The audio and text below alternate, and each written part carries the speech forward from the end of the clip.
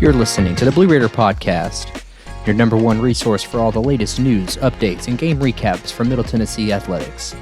Join us every Tuesday for our weekly interviews with players, coaches, and local media personalities alike. Thanks for tuning in, and don't forget to like and subscribe on all our socials. We're on Instagram, X, Twitter, and TikTok at Blue Raider Pod. If you're currently listening on your favorite streaming service, we also offer a visual presentation on YouTube at Blue Raider Podcast.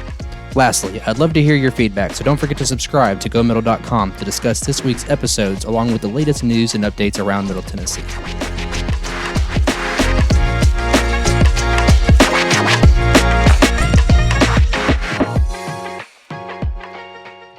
Welcome into the Blue Raider Podcast. I'm your host, Jake Bolden, and today is a much-anticipated episode of the Blue Raider Podcast. Joining me as a co-host today from Go Middle is Austin Lewis, our X's and O's guru, as I like to call him. Austin, how you doing, man? Doing well, man. Doing well. Very excited about our guest today, Coach Derek Mason. Yeah, Coach, I want to hear it from you. How are things going right now? You're kind of settling in a little bit into Murfreesboro. How are you feeling about Murfreesboro? I love Murfreesboro. It's been a place, man, that's connected with me because I believe that the people are authentic, very genuine. The community has welcomed me and my family with open arms, and it's been a place where you can get around town and people are just excited about what's happening with MTSU football. They're excited to see that I'm engaged with our community, but talking about our brand, inviting people to come, watch us, and really more than anything else, just trying to get people or give people a glimpse behind the curtain as to who I am. I'm a simple guy. I'm not a guy who you need to be afraid of or not afraid to talk to. For me, man, I'm simple, and I think being in a place where you can just simply talk to people and just say hello, it's been refreshing.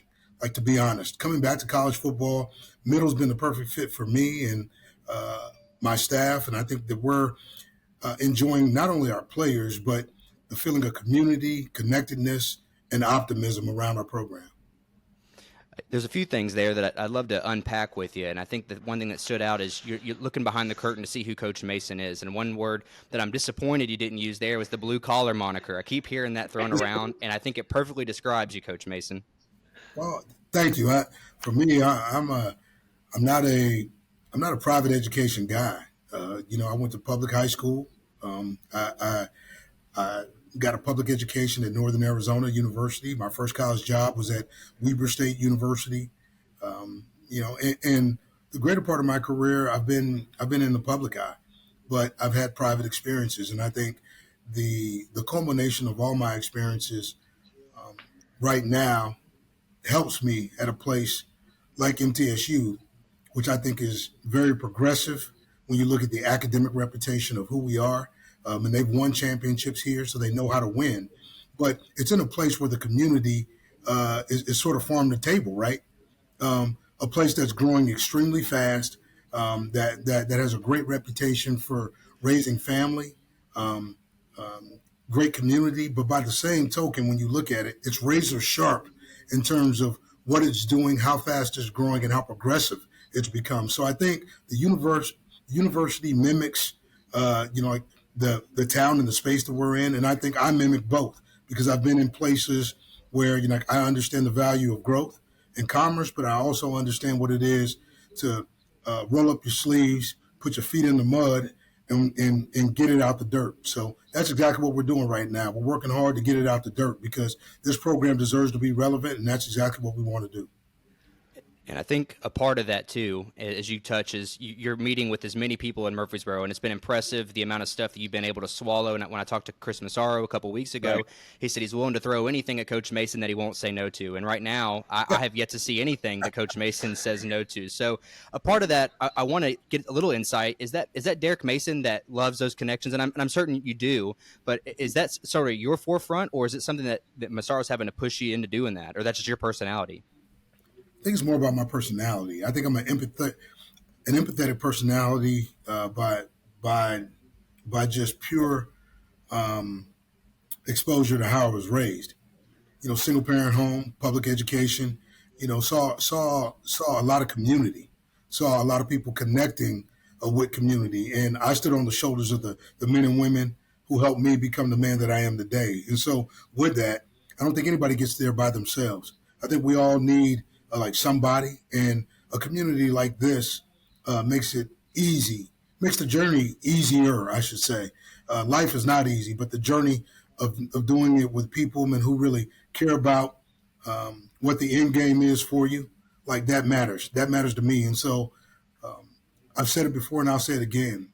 My job is to give a better product back to parents than the one they drop off. And if I feel that way about the young men that I coach, why shouldn't I feel that way about our community? Yeah, so you've mentioned a lot of growth, Coach. And one of the things that's coming to your program is the Student Athlete Performance Center. How is that impacting the current athletes, but also the athletes that you're recruiting, and what you'll be able to do in the future as you continue to utilize that in your recruiting pitch? I think what we have coming is going to be spectacular. It really levels the playing field for what MTSU football needs to become and really will be. It sets the stage for what will be, right? But I think what it's done too, it's galvanized the blue collar mentality of let's take care of what we have. We here's what I believe. If you take care of the things that you have, what you do here is what you'll do there. So what we've done in terms of some upgrades in our locker room, how I've asked the players to take care of our space, what we've done in our nutrition center, what we've done in terms of training table and adding that to the repertoire of what our student athletes need to be competitive in this conference. We've sort of gone at the structure of what we have now with a blue collar mentality. We rolled up our sleeves and said, okay, what needs to be outsourced in this space, and what can we do ourselves? And like what we've tried to do is partner with some local groups like Munch to help with the idea of how we feed our young men. We've partnered with Airmark to try to help create a training table that's sort of a carte blanche type of deal with our student athletes to cater to the food and taste of what we need to be able to recover, right? I mean, it's got to look different. Yeah. So adding that has been good. And what we did with the nutrition center and our locker room has to do with not spending all these amounts of dollars, but rolling up our sleeves and getting in there and doing some of the painting and some of the work ourselves, so that our players start to learn how to take care of their space. And if they learn how to do it here, we can do it over there. Yeah. So you mentioned a lot of times in the tweets on social media and in the videos and all that stuff, physical, tough, and intelligent. That's going to play off the training table and in the weight room and in the recovery center. But how will that be seen on the field? Will the run game be more vertical, ISO, trap, inside zone versus stretch, pin and pull, power and counter? Like what kind of run concepts, what kind of pass concepts, how will that look on the field for the fans this fall? Well, I mean, we haven't got to spring yet, and I think the totality of 15 spring practices will give us an idea of what we can become. I know recruiting has changed, and I'll start there. I think what we tried to do is get a little bigger, a little faster, a little longer, because I believe, fast guys run past slow guys. I believe big men beat up little guys, right? Yeah. So, Yeah. I mean, that's sort of how we tried to set this football team. Can we get a little faster? Can we get a little longer? Can we get a little bigger? And I think we did that. And so that sort of sets the stage for what you can do. We took different type of running backs on our roster so that we can run the football a little differently.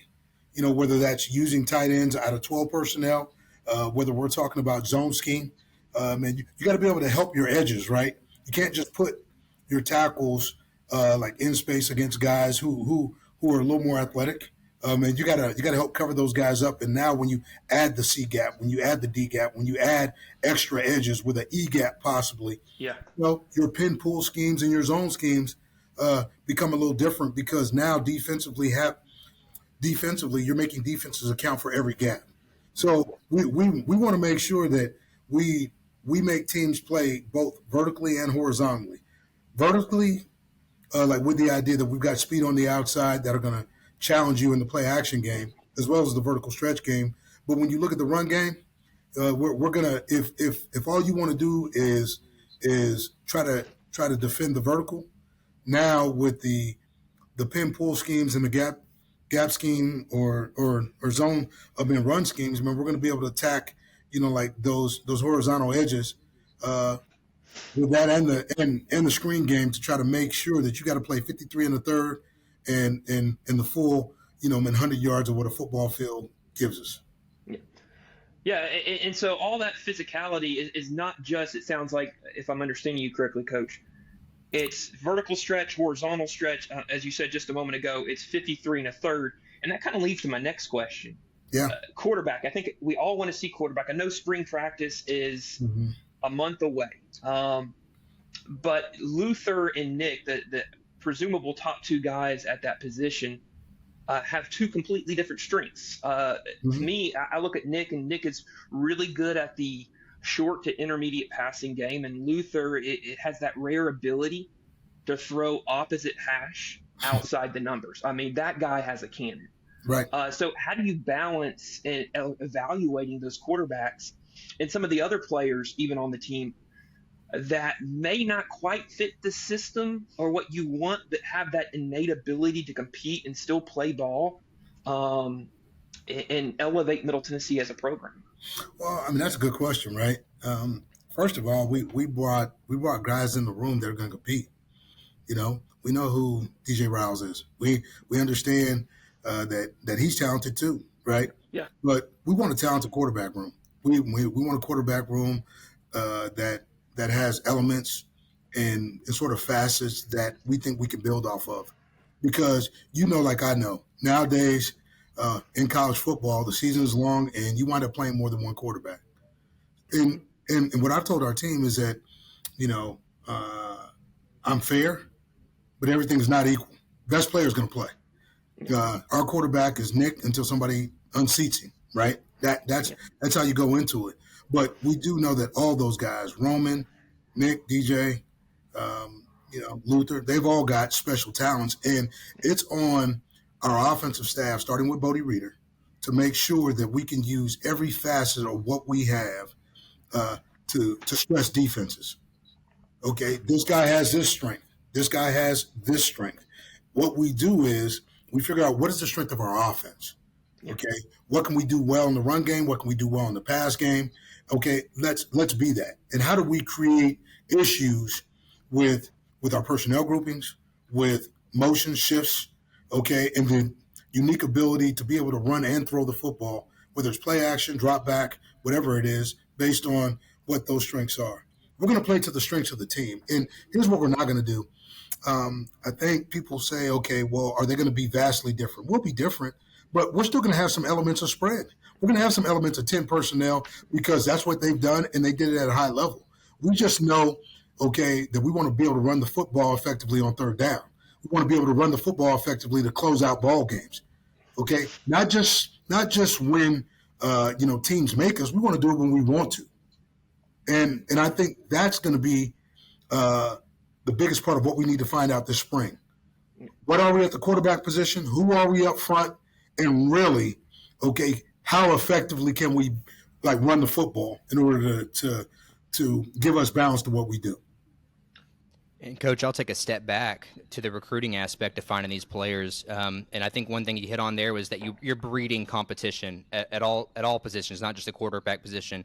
You take a step away from football for a season, you come back. I want to know from your perspective, one, how tough is it to get back into that recruiting, get back into these kids' homes, talk to these kids, as well as trying to balance, the life of being a college football coach once again? For me, I think it's been easy and seamless because I hungered for it, right? I stepped away from it and fell in love with it all over again. So a love is a love. And I think when you love something, it never feels like work. Recruiting doesn't feel like work to me.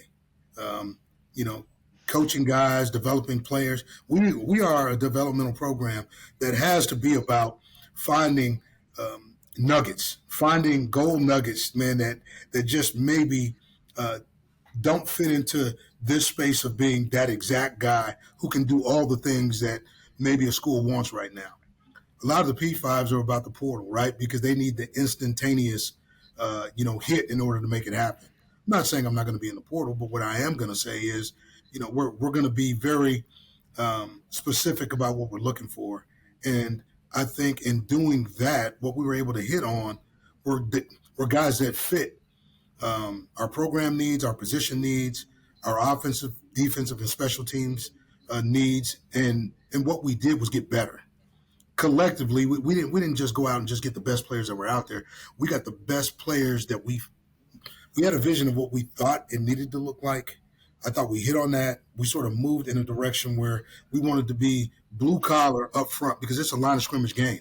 And I think that's sort of where we started, and we're not done. We still got some work to do, like in recruiting, to finish off this. But I thought we put some great beginning and mid pieces in, and now what we got to do is finish this thing off the right way, so we can figure out exactly where we need to go. You've talked about the size a lot and the length of your players, Coach, and you can see that just looking at the height and weight. You mentioned a moment ago you're not done yet. How many scholarships do you have left going into spring practice, and then also kind of how many scholarships are you eyeing with the portal still being a thing? How many scholarships do you think you'll be able to add, or scholarship players you'll be able to add as you look toward the summer? I've told our players in program, everybody's valued and valuable.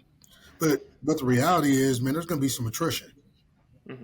There is in every program.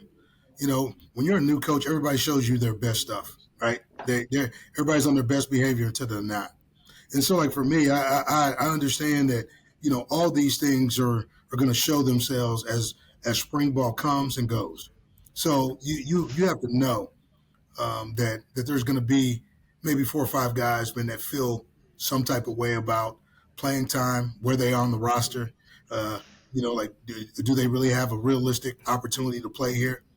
Hey, like I said, I'm fair, man, but everything's not equal.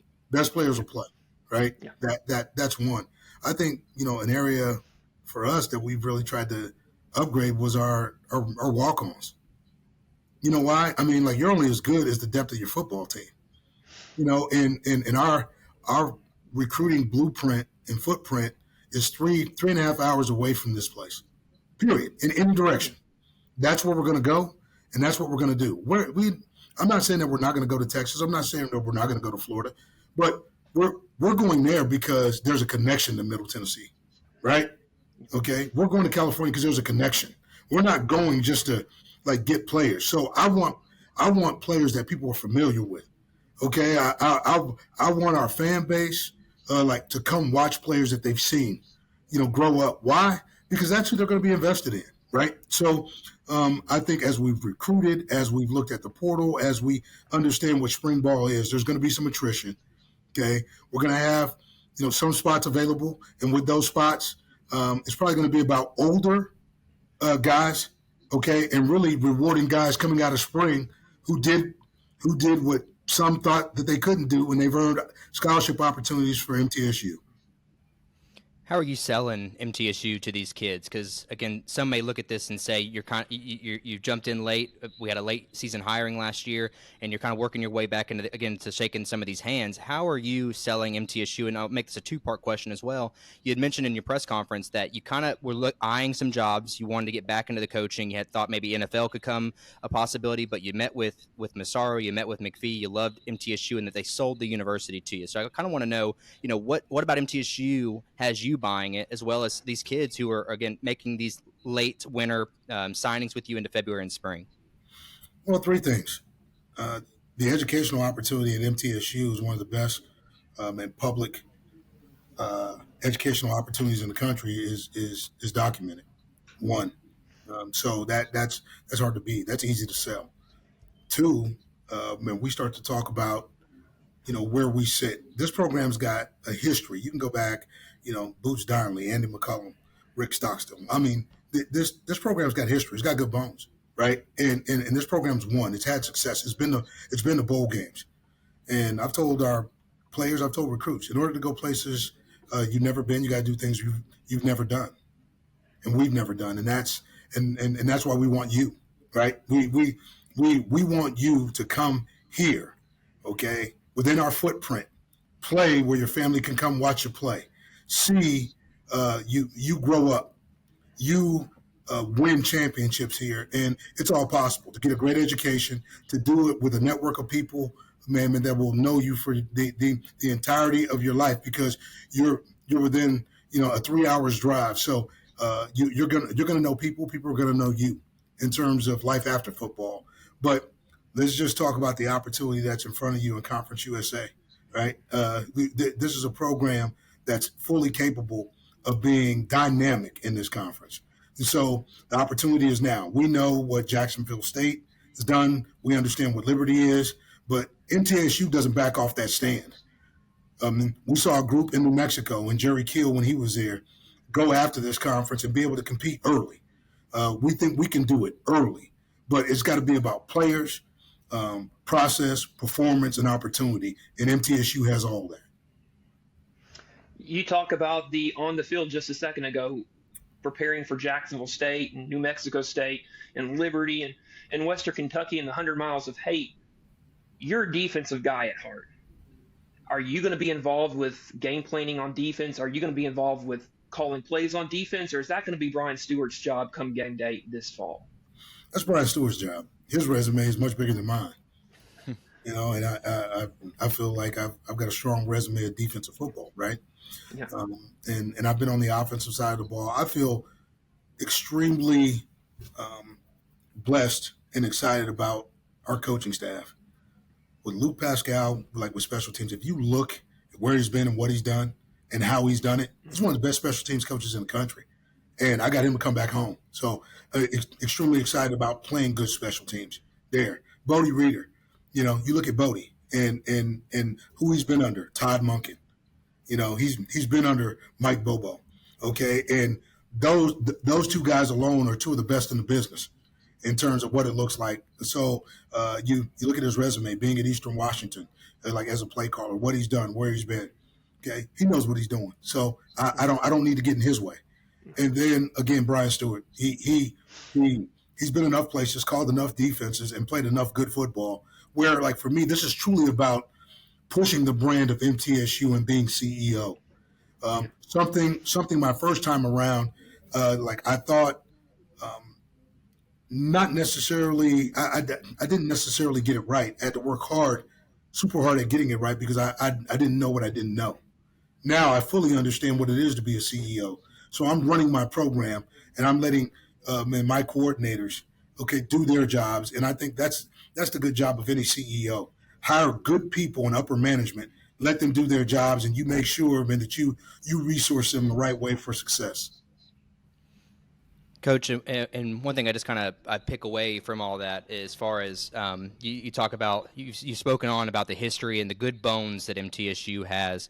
And also you touched on your past there at Vanderbilt. I'm just interested again to hear you expand upon that. What are kind of some things that you experienced there at Vanderbilt that were, and everyone knows, and we won't beat around the bush, that you have unique challenges at Vanderbilt than you do at anywhere else in the country. Right. Are there any sort of things here at MTSU that, again, it's important that you identify some of those areas that could be troublesome for you as a coach? Are there any of those things that you've kind of already identified as could be an issue, and that you're looking already to, like, let's see what we can do about advancing and being positive, turning those negatives into positives?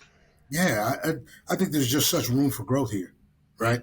And Chris Massaro and President McPhee, they've listened to every idea. We're being very strategic about how we move forward, right? And we're doing it in a way that feels blue collar. It feels grassroots.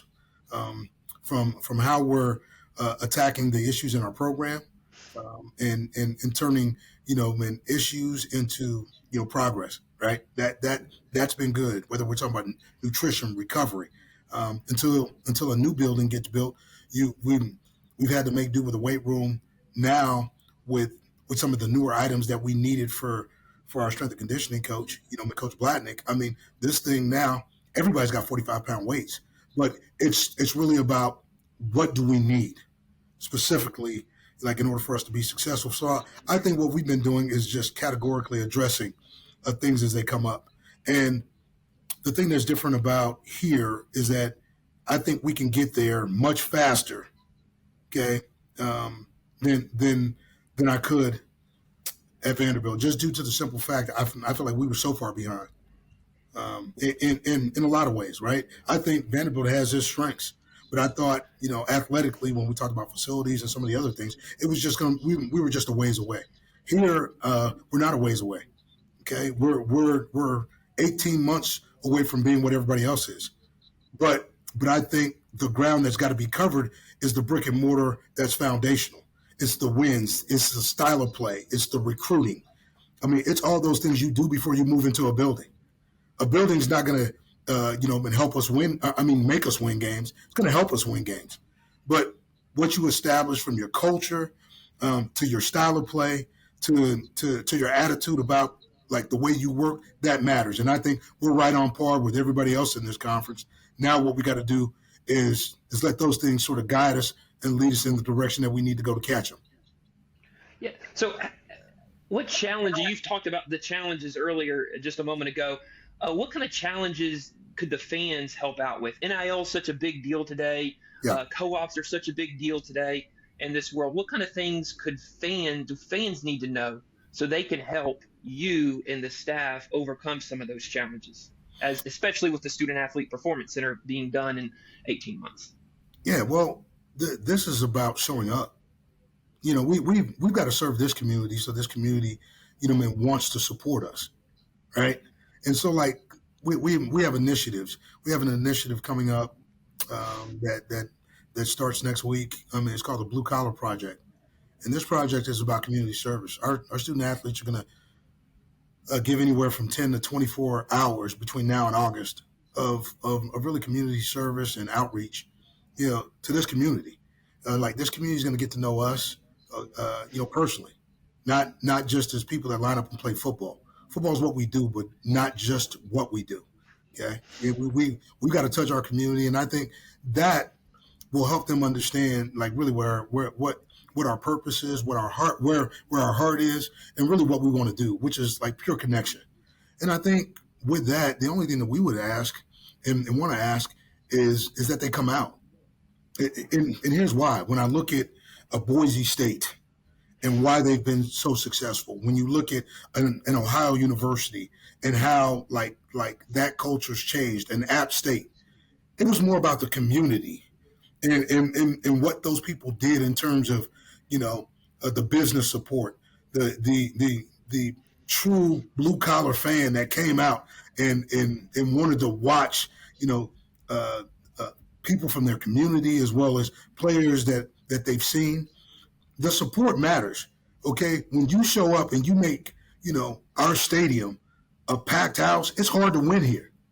It's hard to have any type of success. And I think in asking and really showing them that we care about this community will show that they care about us by really reciprocating that, with these 6 or 7, home game opportunities here at our stadium. So that's really what I would ask of our fan base.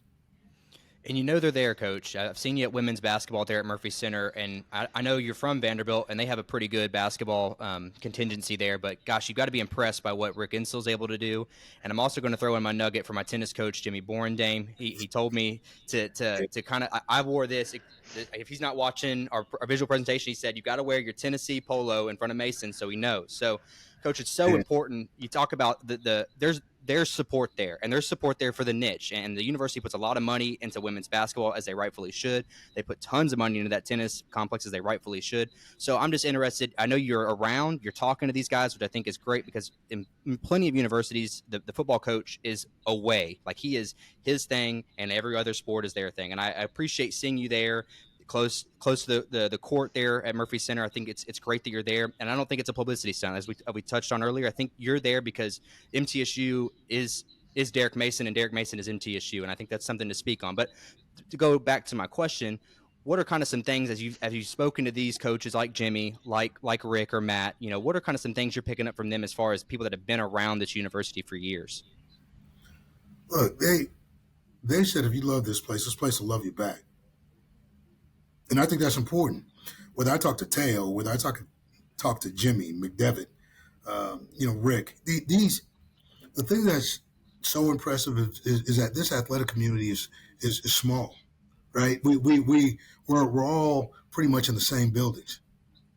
Man, I care as much about our men's and women's golf team as I care about Rick Enzo in basketball or Jimmy or Teo. I mean, they're all special folks. They have special athletes or special programs doing special things. And so, like for me, like to sit in a coaches meeting and nobody has a head coaches meeting and nobody has an agenda. Man, we all know that we're all men working like for the same entity, trying to promote programs, man, that are all true blue, right? We get it, but when you start to tap into the minds of somebody like Jimmy or Rick Enzel, what comes out is that they understand their branding. Okay, they understand who they are, and they're that every day. What they ask their athletes to be, their standards and expectations are here. They're extremely high, and you know what? They don't have a bunch of rules. They have culture and standards and expectation, and they're meeting those things at a high level. And I think when you do that, that's where the winning gets done, right, man? Because it's about the work. So they put in the work. They don't skimp on the expectations of the standard, and what they've been rewarded with is tremendous success. So that's what I see. That's what I aspire to be. That's what I'm working towards. And I've got a huge gap between like those programs and mine. So what we got to do is run real fast, work real hard, and always be about the work. Yeah, Coach, you've talked about the culture and the standards and the expectation of excellence in the energy even as well. You have a young staff and an energetic staff. How is how are the players responding to this new standard of excellence and the energy that your staff is bringing to the off-season workout so far?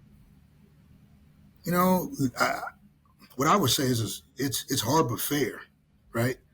Sad but consistent. Sad because for these guys, I think anytime you have change, it's hard, right? But we've been truth tellers, man. We've tried to make it about opportunity, and what you have in new opportunities is to change narratives, right? Every day is a job interview. So if you're gonna take the challenge to get better, well, then interviewing becomes easy. Okay, and there is no idea of being afraid or stress behind that. Okay, it's just information. A bad day is just information. What we do with bad days is get better, and in doing so, we started to see a level of confidence. We haven't hit the grass yet, but in the weight room, you've seen on social media some things that are probably pretty impressive, and that's confidence, right? Yeah. I mean, it's they're starting to see the fruits of structure. Yeah. Our structure. Not saying that they didn't have it before, but just our structure. Our structure looks a little different. It challenges every part of who they are. And listen, if you don't want to be challenged, then don't stay here. Go someplace else. I'm not mad at you. Our program's not mad at you. Maybe this isn't built for you.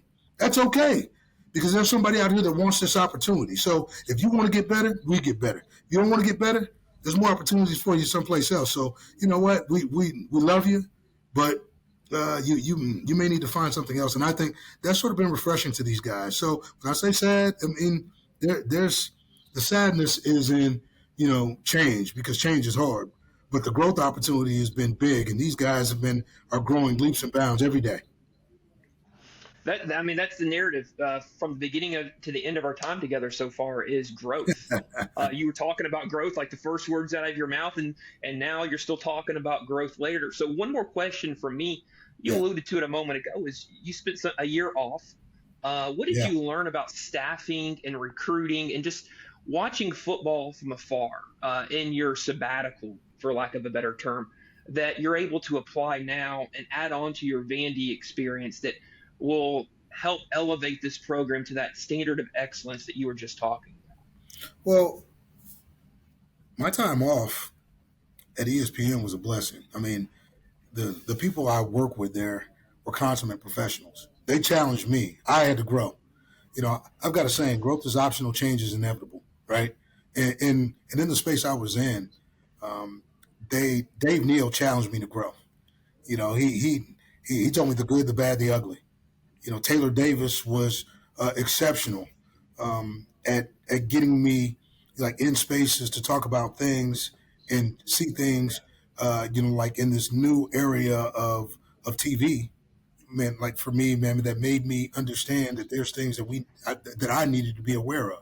So as we talked about, or as we talk about the experience just grew me from the day I started, the work that was done behind the scenes and what I needed to do. I thought it was just ball watching tape. It wasn't. It was how you speak. What do you speak on? And I thought I got better through the process because I worked at it, right? Mm-hmm. And so, looking at NIL, talking to coaches behind the scenes, I got a chance to look at what it looked like at both Group of Five and Power Five levels, right? And it helped me understand. Keep the main thing the main thing. I'm a Do I feel NIL is a huge part of college football? Yes. How big at MTSU? I think it's big, but I don't think it's the thing I'm hanging my hat on. We've got to build it to get there.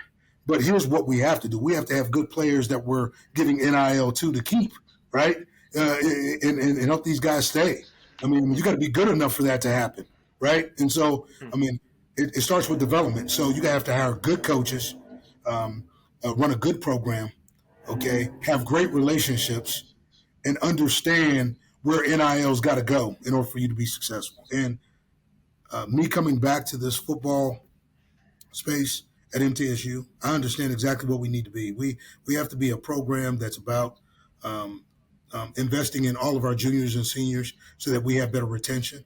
And that starts with development and relationships earlier on, and then being able to resource them later in their careers. Coach, we'll wrap it up here, but I have one final question for you, and I'm speaking from the fans' perspective here. When are we going to see the puff jacket come out? And I think that's the most important thing we're going to cover today is that jacket, and when does it go on sale? Well, it goes on sale probably pretty soon. You'll have to talk to Larry Maples in our group. I mean, me and Larry have talked about just some mantras, right? Burrow built, middle made. What are we doing with our branding? We're getting with Chris Massaro and our BR AA group to get behind some initiatives that we have. But fashion, music, and athletics all go hand in hand, right? Mm-hmm. So right. so MTSU has been about pushing the envelope, but what you see with the puff jacket is going to be special. We're going to do some things here in the next 24 months that I think are going to be pretty cool with some of the fashion items that we have for our fan base, but also for our exclusives. We're going to put out some exclusives. Excellent. Well, Coach, you're marketing's best friend with all the monikers and the sayings, and I think it's great because it's a lot of things you got to live by and hold up to. So, from both of us here, Coach, I really appreciate you taking the time. I know you're a busy man trying to get all your ducks in a row here with a spring game coming up. We kind of have that information got released. What's something that the fans can look forward to with that spring game? Well, we want to be entertainment. We want to be physical. We want to be a football team, and that gives you a look at what you're going to see this fall. But I want to thank you, Jake and Austin, just for giving me some time. Jumping. I've been looking forward to jumping on this deal, man. I think you guys are extremely good in the space at what you do, and you're this opportunity, man, to really talk about Blue Raider football and where we're at right now, man, is one that I don't take lightly. So I want to say thank you, and for the time, and really, let's go Blue. Thanks, Coach. Well, thanks for the time, Coach. Let's get it. Thanks for sticking around to the Raider wrap-up portion of the episode where we recap last week Blue Raider athletics. Starting with men's basketball, we have a home sweep led by Conference USA Player of the Week Justin Porter. On Thursday night, the Raiders overcame a 17-point first-half deficit behind 26 points from Porter and outscoring the Aggies 52-31. And then on Saturday, it was a double overtime thriller at Murphy Center where the Raiders were victorious over UTEP 96-90. Once again, a 41-point performance from Justin Porter and set a Conference USA record 8 of 8 from 3. It is the most three-pointers made in Conference USA without a miss. And the upcoming slate for the Raiders is on Wednesday night. They are on the road against Jacksonville State. The tip-off is at 6 p.m. and is viewable on ESPN+. And then Saturday, the men are at home in the 100 Miles of Hate edition against Western Kentucky. That tip-off is at 5 p.m. and also viewable on ESPN+. Should certainly feel excited about this upcoming week for the Raiders as they are already on a season-long 3-game winning streak. They defeated Jacksonville State earlier in the year at home. Also behind another outstanding performance from Porter where he dropped 30 points. And so you feel good about that game, potentially pushing their winning streak out to 4. And then, as we've already stated earlier this year, that anything could happen in that 100 Miles of Hate game against Western Kentucky. You had a collapse in the second half in Bowling Green earlier in the year, and you'd like to be able to bounce back and get a win and again push the streak up to 5. And at that point, you're sitting more than likely in 4th place in Conference USA. And what a turn of events that has been over the last 3 weeks for the men's program, going from dead last in Conference USA to currently sitting in 5th and could potentially creep their way up to 4th, maybe even 3rd place, depending on how they finish off the year. And it looks like this team has finally gotten over the hump, so we'll find out a lot more about where this program is on Wednesday. Lady Raiders extend their win streak out to 11 games, taking down New Mexico State in a blowout on Thursday night by a score of 73-37. Savannah Wheeler scores 27 points on 5 threes. Lady Raiders, I would say, for the 4th straight game, have absolutely worn down opponents in the second half. You just can't help but feel sorry for the opposition, but it's clear the Lady Raiders have a lot bigger goals in mind by way of blowing these teams out. And I mostly allude to the fact that they won a top 25 ranking, rightfully so. Then on Saturday, it was a nail-biter, first one we've had in a while since the Louisiana Tech Conference USA opener. The ladies have a narrow 1-point lead with 6 minutes left and went on a 14-0 run to conclude the game. I would have to call on Courtney Whitson. Scoring was very limited on Saturday against UTEP, and it was Courtney who had a clutch 3 to put the Lady Raiders up by 6. And then from there on, defense was the name of the game and held UTEP to just 41 points, which is the second lowest opposing scoring total outside of the New Mexico State game prior on Thursday the Lady Raiders have allowed. But again, I call back to Courtney Whitson, who hit 5 of 8 from 3 to bounce back from her Thursday night where she went 1 of 11 on 3. So she always got the green light. There's a reason she leads the program in career three-pointers, and if it wasn't for her, again, I don't know where we'd be right now, but right now the Lady Raiders are 11 straight, and they will also be back home at Murphy Center on Wednesday against Jacksonville State. And then they are on the road in the 100 Miles of Hate at Western Kentucky. That tip-off is at 11 a.m. and is viewable on ESPNU. Again, for those that are looking to schedule up a Saturday, you can easily make the trip to Bowling Green in the morning for the ladies' game and make it back to Murfreesboro by 5 for the men's tip-off. So in regards to the women's week, should be relatively easy against Jacksonville State on Wednesday night, kind of a bottom feeder. They have been playing a lot better as of late, but they have dropped a recent matchup that has kind of brought them back down to earth. And then Western is, again, trending downwards, but what better time for them to start improving than a 100 Miles of Hate game back at home. Moving on, baseball kicked off their season this last weekend. They won 2 of 3 over Bowling Green. Friday's win, the Raiders had 21 hits, the most in a single game since 2016. Luke Vincent, Gabe Jennings, and Briggs Reuter each had 3 RBIs apiece on Friday. Kota Sato goes 4 1/3 innings with 3 hits, 2 earned runs, and 4 strikeouts. And Ollie Aikens is the pitcher of record and picks up the win in relief. Saturday was a grinded-out victory, taking a walk to do the Bowling Green Falcons in. 5 straight walks in the bottom of the ninth puts the Blue Raiders ahead. Briggs Reuter with 3 more RBIs on the weekend. It was Matt Sheppel that throws 4 innings, 2 earned runs, 3 strikeouts, and James Sells picks up the win in relief. Then on Sunday, the Raiders dropped the finale by a score of 7-3. Briggs Reuter stays hot at the plate with 2 more RBIs, giving him a total of 8 on the weekend. The Blue Raiders are in action tonight on the road in Tuscaloosa against Alabama. That game is at 4 p.m. and is viewable on the SEC Network Plus, also on ESPN Plus. And then they are back home next weekend here against Miami of Ohio, Friday the 23rd at 3 o'clock, where the first 100 fans will receive a rally towel giveaway, which is just in time. You take your towel from the baseball game, you head over to the arena the next night on Saturday, and then you got your blue towels to rival the red towels of Western Kentucky. That series will continue against Miami of Ohio on Saturday at 2 p.m., and then the finale is on Sunday at 1, all at Reese Smith Jr. Field, and viewable on ESPN+. Softball still searching for that first win on the season. They dropped 4 close games down at Florida Gulf Coast University Invitational. They lost 0-2 to Delaware and 1-2 to Akron on Friday, and then dropped the second matchup with Delaware 11-14 and hosts FGCU 2-3 on Saturday. The final game that was scheduled for Sunday against Akron was canceled due to weather.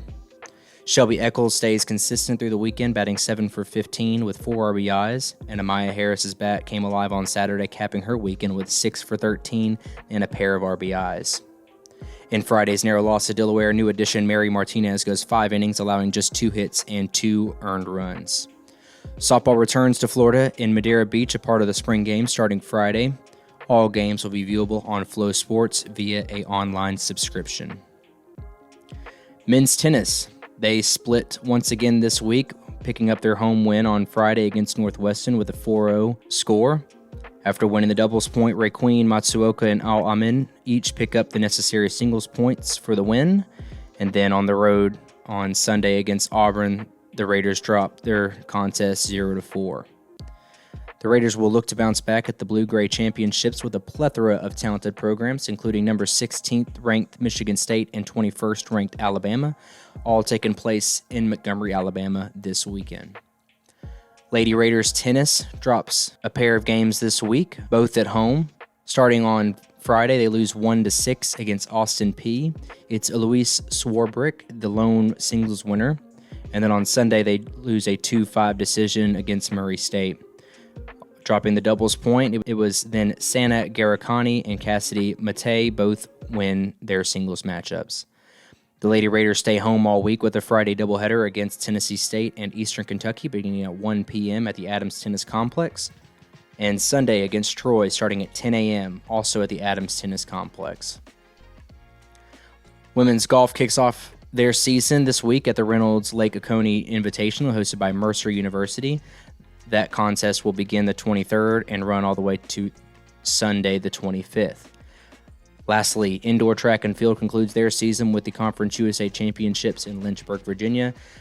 Those will begin on February 23rd, that is this Friday, and conclude on Saturday. I appreciate everyone tuning in to today's episode and mine and Austin's interview with head coach Derek Mason.